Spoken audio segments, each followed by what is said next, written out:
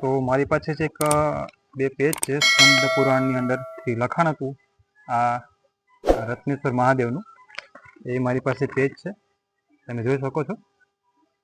અને એમ કહેવાય છે ને કે આ ધાર્મિક સ્થળનું જીવતું જાગતું ઉદાહરણ છે આપણા હિન્દુ ધર્મનું અને સનાતન ધર્મનું. તો તમે આગળ જોતા રહેજો.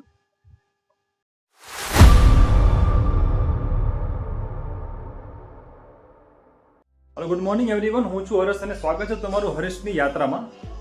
શું તમે ક્યારે એવું મંદિર જોયું છે કે જેની ઉપર શિખર ન હોય? શું તમે ક્યારે એવું મંદિર જોયું છે કે જે શિખર બાંધવાની પરમિશન ના હોય?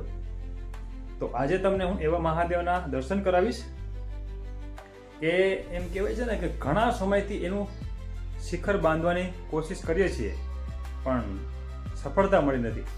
મહાદેવને ખુલ્લામાં જ રહેવું પસંદ છે. જો તમને અહીંયા સુધી વિડીયો જોયો હોય ને તમને ખબર પડી ગઈ હોય કે હું ક્યાં શિવ મંદિરની વાત કરું છું તો કમેન્ટમાં લખજો. મળીએ છીએ આપણે પાછા.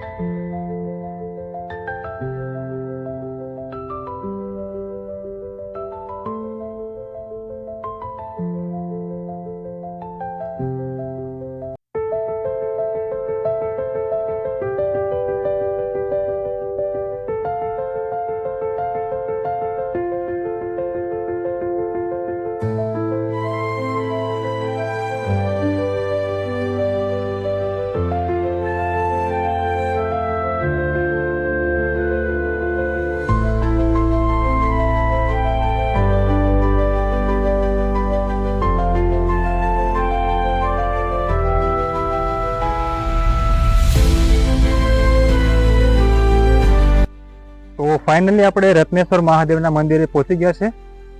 હવે અંદર આપણે જાશું, મહાદેવના દર્શન કરશું, પછી મહાદેવ વિશે આપણે ઇતિહાસ વિશે જાણશું અને બાપુને બી મળશું. આપણે અંદરના દર્શકોને બતાવીશ કે શું શું છે એનો ઇતિહાસ. તો આવો આપણે જોઈએ.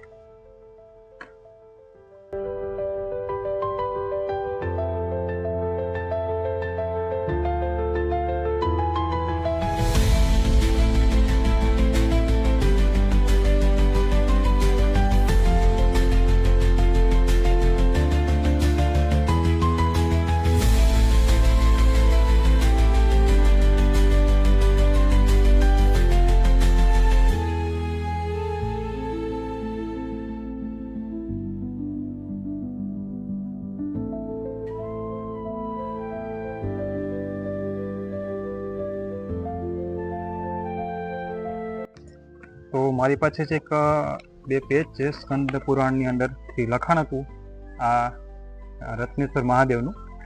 એ મારી પાસે પેજ છે, તમે જોઈ શકો છો. અને એમ કહેવાય છે ને કે આ ધાર્મિક સ્થળનું જીવતું જાગતું ઉદાહરણ છે આપણા હિન્દુ ધર્મનું અને સનાતન ધર્મનું. તો તમે આગળ જોતા રહેજો.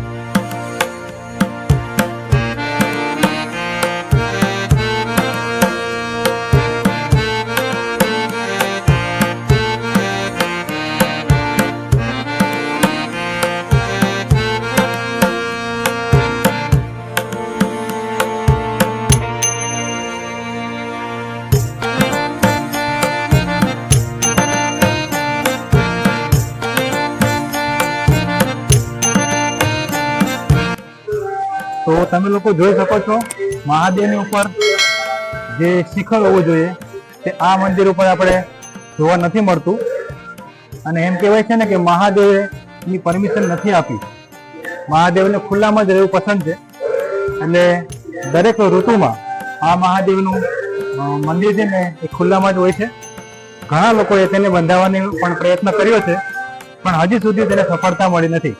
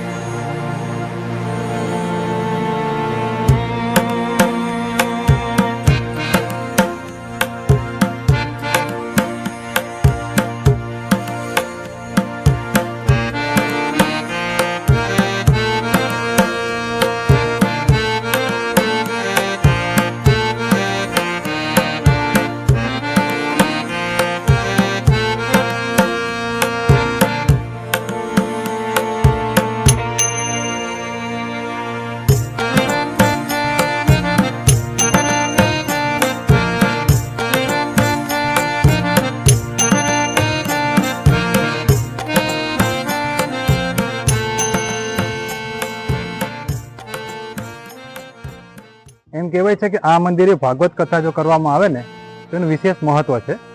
અને હું તમને આગળ એક હોલ બતાવીશ કે જ્યાં છે ને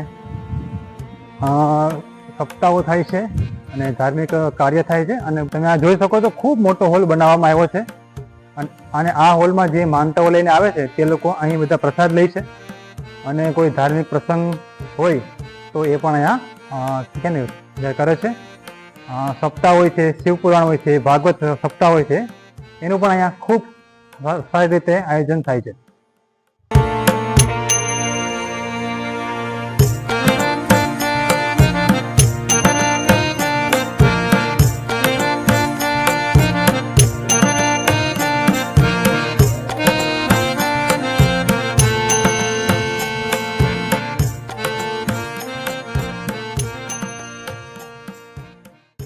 તો આપણે રત્નેશ્વર મહાદેવના દર્શન કરી લીધા.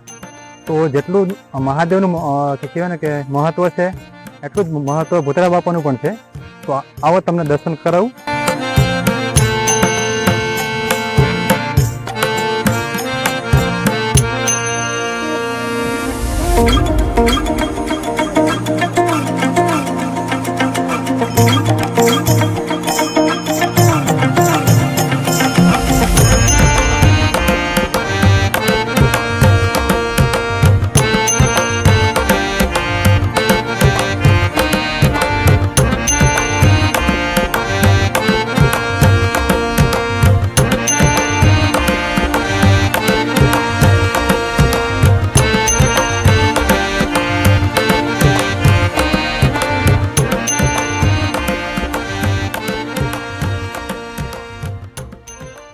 તો આપણે રત્નેશ્વર મહાદેવના દર્શન કરી લીધા છે. રત્નેશ્વર મહાદેવની મંદિરની બાજુમાં જ એક કે ને ભૂતરા બાપાનું મંદિર આવેલું છે.